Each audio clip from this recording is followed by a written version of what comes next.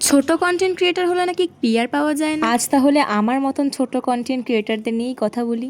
তো সবাই তো আমার এই পিআর এর ভিডিওটা দেখিয়েছো, তো চলো আজকে আমি শেয়ার করি যে এটার বিটিএস আমি কি কি করেছি। একটা ভিডিওর পেছনে কিন্তু অনেক এফোর্ট লাগে, আর তার মধ্যে আমার লাইট স্ট্যান্ড, লাইট, আরও পিআর ভিডিও বা প্যাকেজিং শ্যুটের জন্য যেগুলো ব্যবহার হয় সেগুলো আমার কাছে ছিল না, আর থাকলেও একটু খারাপ হয়ে যায়, তার জন্য যেতে হয়েছিল আমায় বাজার। আসলে কোনো প্ল্যানিং ছাড়াই আমি ভিডিও করি, আর ভিডিওগুলো কিন্তু মোটামুটি এমন ধরনেরই হয় যে স্ট্যান্ড যথারীতি প্রয়োজন পড়ে না। প্রেজেন্টের সব থেকে গুরুত্বপূর্ণ একটা জিনিস হলো মাইক, আর এটা আমার প্রচন্ড পরিমাণে এখন দরকার। মাইক ছাড়া কিছুই হয় না, অনেকদিন আগে ভেবেছি কিন্তু নেওয়া হয়নি। তোমরা তো দেখতেই পাচ্ছ আমি ভিডিও বানাবো, তার জন্য আমাকে কত জোগাড় যন্ত্র করতে হচ্ছে। তার মানে ভাবো এক একটা কন্টেন্ট ক্রিয়েটার কতটা পরিমাণে খাটনি করে। আমরা কন্টেন্ট ক্রিয়েটাররা সবসময় ভাবি যে তোমাদেরকে কিভাবে বেস্ট কোয়ালিটির ভিডিও দিতে পারি, আমরাও কিভাবে এত বড় বড় কন্টেন্ট ক্রিয়েটারদের মাঝখানে একটু জায়গা করে নিতে পারি। এই সমস্ত কিছু ভেবেই কিন্তু আমাদেরকে ক্রিয়েশন করতে হয়। আর দেখো তার জন্য আজকে আমি পুরোটা বাজার ঘুরেছি, একটা মাইক পেয়েওছি, কিন্তু মাইকটা অবশেষে খারাপ বেরিয়েছে।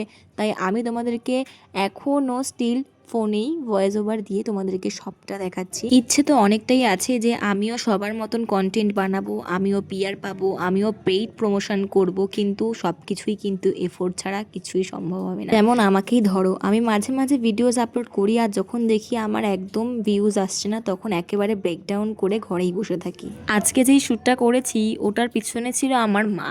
মানে আমি ভিডিও করতে করতে প্রচণ্ড সাফার করেছি, আর তারপরে অ্যাট দ্য এন্ড মাকে ডাকি, আর মাকে বলি তুমি একটু ধরে দাও, কারণ স্ট্যান্ড দিতে দিতে স্ট্যান্ড পড়ে যাচ্ছিল, এতটাই ভার হয়েছিল। আজ আমি ভিডিওটা আপলোড করার পর নিশ্চয়ই অনেকেরই ফিডে যাবে, আর আমার মতন ছোট ছোট কন্টেন্ট ক্রিয়েটাররাই কিন্তু আজকে আমার এই ভিডিওটা দেখবে। তারাও কিন্তু রিয়েলাইজ করছে যে এত কম সাবস্ক্রাইবার নিয়েও কিন্তু আমাদের মনে অনেক বড় বড় আশা। যেমন ধরো আমি একটা ভয়েস ওভার দেওয়া ক্রিয়েটার, মানে আমি বেশিরভাগ ভিডিওতেই ভয়েস ওভার দিই, তাই আমি ম্যাক্সিমাম টাইমে ফ্যান অফ করে ভয়েস দিই, আর যখন একটা কিছু আওয়াজ আসে আবার নতুন করে ডিলিট করে ভিডিওটা আবার আপলোড দিতে হয়। তো এটাই হচ্ছে আমাদের ছোট ক্রিয়েটারদের লাইফ। এই এতটা সময় নিয়ে যারা আমার এত দূর ভিডিওটা দেখেছে তাদেরকে অসংখ্য ধন্যবাদ। আর এই র ক্লিপসগুলো দেখে নিশ্চয়ই বুঝতেই পারছো কতটা ট্রাই করার পর আমি অ্যাট দ্য এন্ড এই ক্লিপসগুলো নিতে পেরেছি। তারপরে আবার এডিট করেছি, এফেক্ট দিয়েছি, সাউন্ড দিয়েছি, শুধুমাত্র আমাদের একটাই মোটিভ ভালো কন্টেন্ট বানিয়ে ভালোভাবে ভিউজ কামানো, আর ভালোভাবে মানুষের কাছে পৌঁছে যাওয়া, পজিটিভ কমেন্টস, এগুলোরই আমরা আশা করি। অনেক সময় এটাও হয়েছে আমাদের কম সাবস্ক্রাইবার, কম ভিউজ দেখে মানুষ আসল মেটেরিয়ালটাই দেখেন না, যে ভিডিওর মধ্যে আমরা কি আপলোড করি। অনেক সময় এই জিনিসগুলো দেখে আমারও মনো ইচ্ছা কমে যায় যে আর ভিডিও আপলোড করব না। তোমরা আমার গোটা ভিডিওটা দেখলে, এবার বলো তোমরা কি বুঝলে যে একটা ভিডিও ক্রিয়েট করার পিছনে কতটা কষ্ট করতে হয়।